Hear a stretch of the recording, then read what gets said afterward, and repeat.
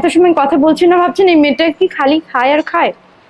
আমার খেতে ভীষণ ভালো লাগে, কিন্তু দক্ষিণা কিচেনে আসলে আরো বেশি খেতে ইচ্ছা করে। দেখতেই পাচ্ছেন দাঁড়িয়ে দাঁড়িয়ে খাচ্ছি। আর এখন আমি খাচ্ছি কাবলি পোলাও, যেটা কিনা আমাদের দেশের কোনো খাবার না, এটা হলো আফগানি একটা খাবার। আর এই খাবারটা হলো কি আমাদের দক্ষিণা কিচেনে খুব ফেমাস একটা খাবার। আর এই খাবারটার প্রাইস কত সেটাই তো ভাবছেন।